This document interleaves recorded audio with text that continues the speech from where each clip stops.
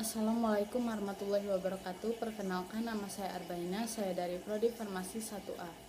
Baiklah, di sini saya akan menjawab pertanyaan-pertanyaan kuis bahasa Inggris. Pertanyaan pertama yaitu jelaskan perbedaan definisi artikel dan indefinite artikel. Definisi artikel yaitu kata the digunakan untuk kata benda jamak, tunggal, atau yang tak dapat dihitung, dan juga pembahasannya lebih spesifik. Sedangkan indefinite artikel yaitu kata e dan en digunakan untuk kata benda yang bahasanya tidak spesifik.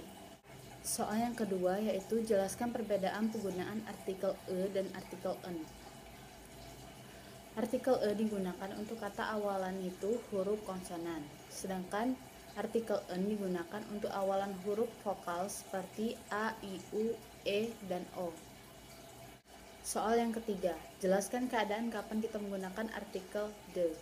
Yang pertama, untuk kata benda tak dapat dihitung. Yang kedua, menyebutkan satu-satunya benda yang ada di sekitar. Yang ketiga, untuk kata benda tunggal yang tak dapat dihitung. Pertanyaan yang keempat, berikan masing-masing 5 contoh artikel e, en, dan the. Untuk contoh yang the, itu the dog, the potato, the happiness, the sky, and the sun.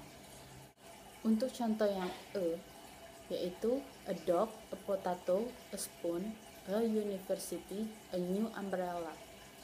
Untuk contoh yang an animal, an hour, an egg, an apple, an umbrella.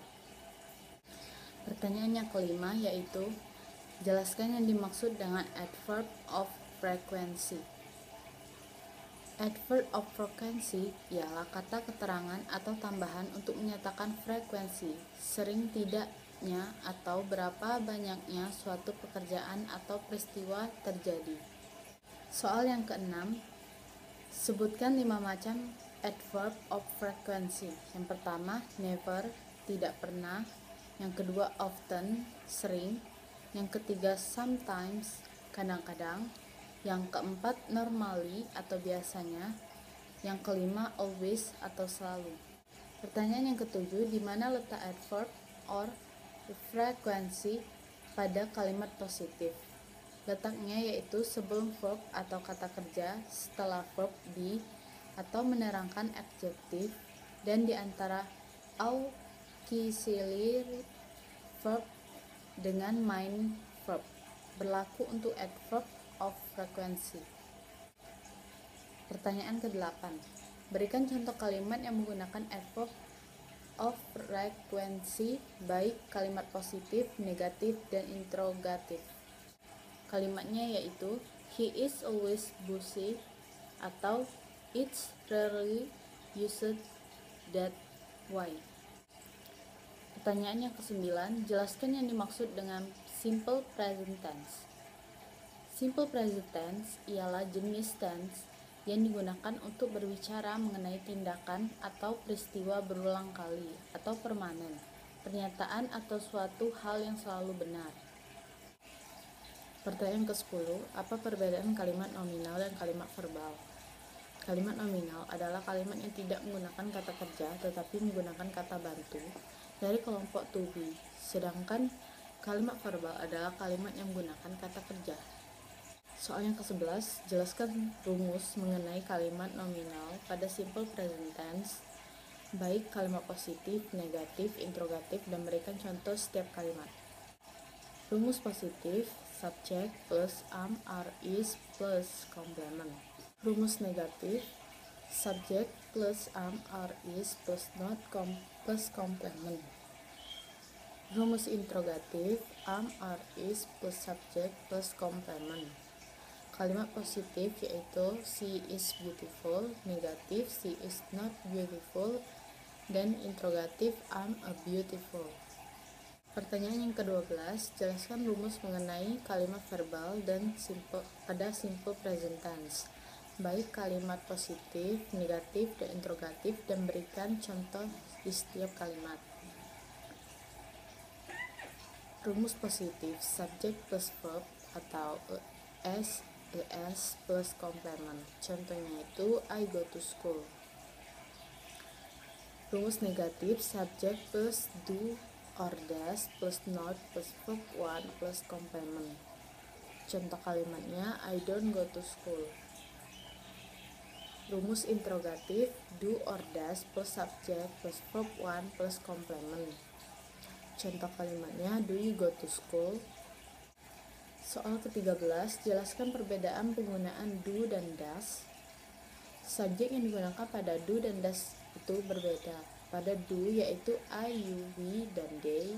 Untuk does yaitu he, she, dan it. Soal yang ke-14, jelaskan perbedaan penggunaan verb yang ditambah dengan s or es dan yang tidak ditambah dengan s or es.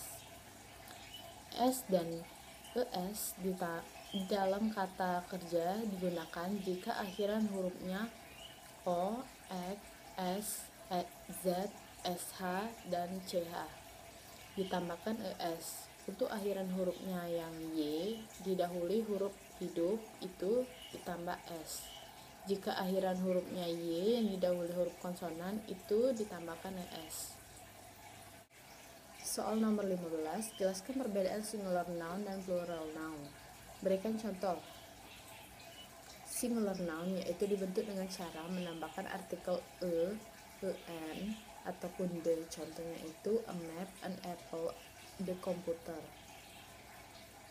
Untuk plural noun yaitu umumnya dibentuk dengan memberikan akhiran s atau es. Contohnya itu cars dan wolves. Soal nomor 16, jelaskan perbedaan countable noun dan uncountable noun. Berikan contoh. Countable noun adalah kata benda yang dapat dihitung secara langsung. Katanya bisa berupa singular dan plural. Contohnya yaitu I had two sisters, Ranu and Ami.